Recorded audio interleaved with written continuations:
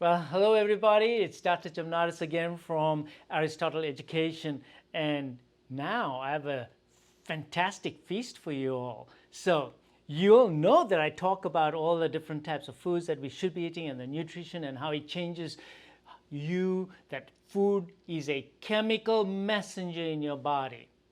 That's all the science behind it, but how do we cook it? So it gives me great pleasure again to give you all the pleasure of cooking your feast with Maneesha Taylor. We are so happy to have her. Please enjoy these videos on how to prepare your feast. Welcome back to our channel. I'm Dr. Maneesha Taylor. Today we're going to be talking about 3 nutritious dinner recipes. If you haven't already, please also check out our breakfast and lunch videos in the description below. These recipes are easy, nutritious, and most importantly, very delicious. And these are great for adults and for children. And if you've been fasting all day, we want to make sure that we break that fast with healthy, hearty, nutritious foods. And that's what we're going to be tackling today. So let's get cooking. Let's start our very first cooking adventure today. And it's going to be a hearty sweet potato and chickpea curry. This is a very versatile recipe. If you don't like sweet potatoes, you can sub in butternut squash or any other veggies of your choice. For our legumes today, we're using chickpeas. If you don't like chickpeas, you can use lentils or beans, or if you'd like to add some ground meat, like ground turkey or chicken, that's also an option. First thing we're gonna do is we're gonna heat up 1 tablespoon of either ghee or coconut oil in our pot. And for the tempering, we're adding some cumin seeds and a pinch of asafoetida, or hing as its other name. This is from the fennel bulb root, and it helps with digestion, it helps prevent bloating, and it's also antiviral. So it's a great thing that you can pick up. You can purchase either on Amazon or in any Indian grocery store. If you don't have it, that's perfectly fine. This curry will still be just as delicious.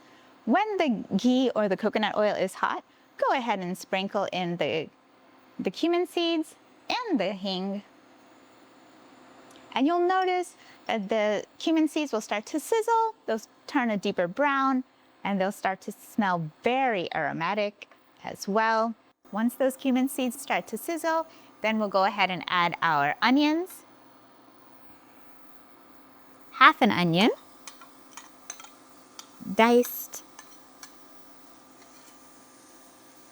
At this point, you can also add a pinch of salt to quicken the browning process for the onions. The pinch of salt also helps the onions to release some of its natural moisture as well. I like to cover the pot at this point because then the onions start to release its own moisture, and with the steam, it cooks a bit faster. The other aromatics that we'll be adding are 5 cloves of garlic and about ½ inch of ginger. Both of these minced. You can even grate them on a microplane. That's the way I like to do it, just because it has a smoother consistency.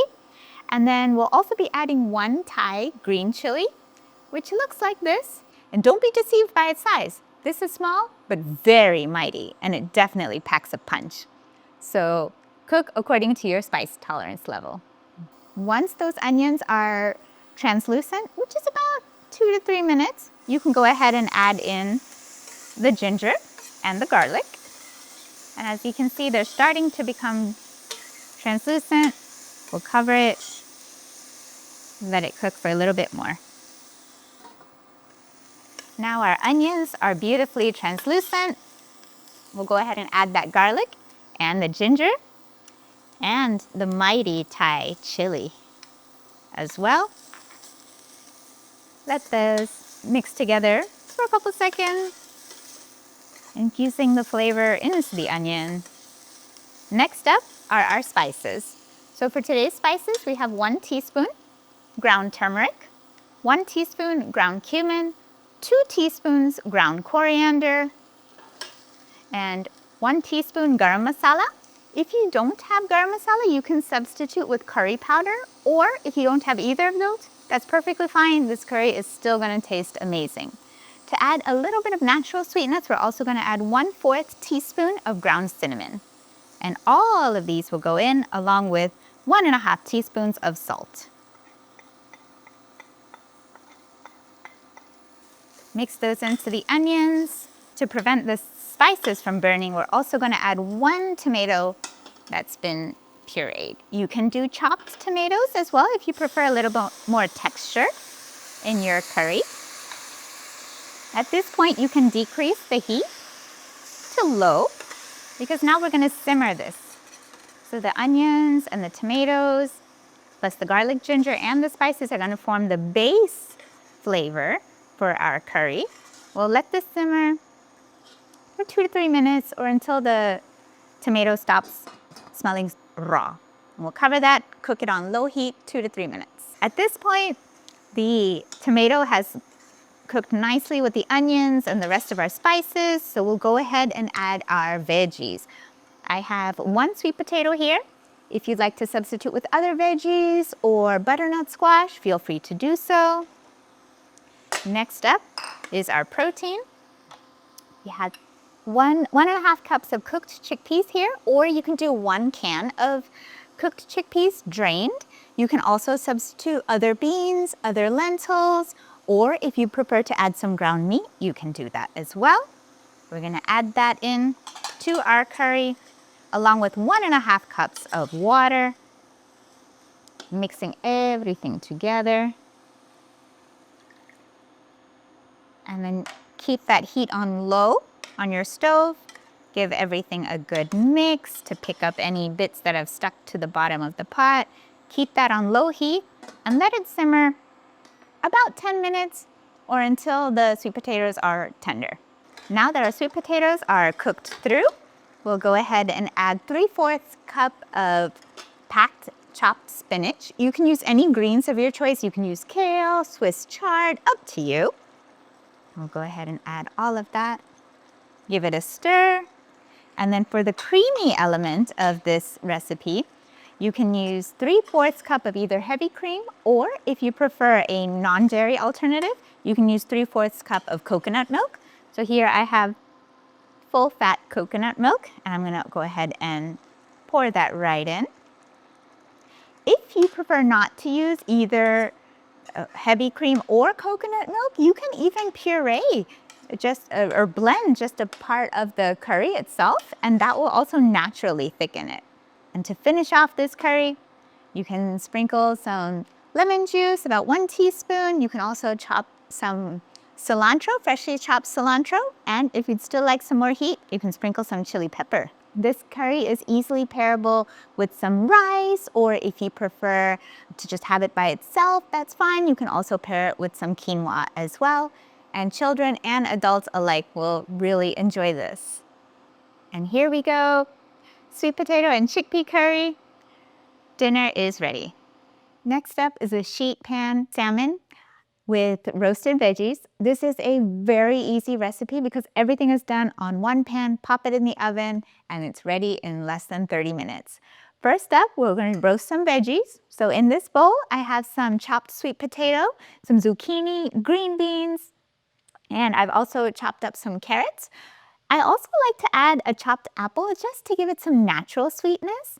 For our spices, we're going to add 1 teaspoon of ground cumin, 1 teaspoon of ground paprika, 1 teaspoon of salt, half a teaspoon of black pepper, and 1 teaspoon of ground cinnamon as well. This is going to add some rounded flavor as well as give the veggies some warmth. So everything goes into the veggies with 2 tablespoons of extra virgin olive oil as well. And now get mixing. And when we place these veggies on the sheet pan, we want to make sure that the veggies cover about 3/4 of the sheet pan, because the other quarter of the sheet pan is going to be where our salmon goes. You can use any veggies of choice. You can choose seasonal veggies, or you can do just tubers, your choice. Once the veggies are nicely coated in the oil and the spices, you can go ahead and slide them right onto your baking sheet. I like to cover the baking sheet with some parchment paper. It makes for easy cleanup, and spreading them out in an even layer.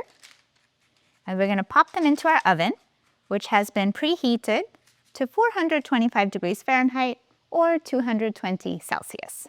And in go the veggies. for about 15 minutes at 425 degrees Fahrenheit. For our salmon, we have 1 pound of salmon here, and I've sprinkled on it already 2 tablespoons of garlic pepper seasoning, 1 teaspoon of ground paprika, and 1 teaspoon each of salt and pepper. If you'd like some added citrusy flavor, you can also add some lemons. And then to add moisture to the salmon, I also like to add a few cubes of butter. So here I have 3 slices of lemon, and underneath each is some butter. That butter will really seep into the salmon as well as onto the lemon and give it a beautiful flavor. This salmon will go into the oven after the veggies are about 3/4 of the way cooked, so about 15 minutes after the veggies have been in the oven. And here we have our final product, our sheet pan roasted veggies and salmon. This is done in less than 30 minutes, and we paired it also with our lemon Dijon vinaigrette. This is very simple, very versatile dressing that you can pair with either salads or with roasted veggies. That's my personal preference of how to enjoy this dressing. The recipe for that also is in the description below. And our next recipe is shredded chicken tacos. This is especially versatile because you can enjoy it as tacos or in a burrito or as a rice bowl, in a salad, or just like that if you prefer the grain-free option. First thing we're going to do is heat up 1 tablespoon of either ghee or coconut oil. Once that's nice and hot, then we're going to add our chopped onions, half of an onion chopped. You can also add a pinch of salt at this point. And then once the onions become translucent, we're going to add in 1/2 of a bell pepper, chopped, and 3 cloves of garlic, minced or grated with a microplane. These chicken tacos can be made either in the Instant Pot, pressure cooked, or if you have a crock pot, we also have recipe description for that below. And if you have neither a crock pot or an Instant Pot, you can also make the stove top, and was also provided those instructions below as well. Now that these onions are getting translucent, we're going to go ahead and add in our bell peppers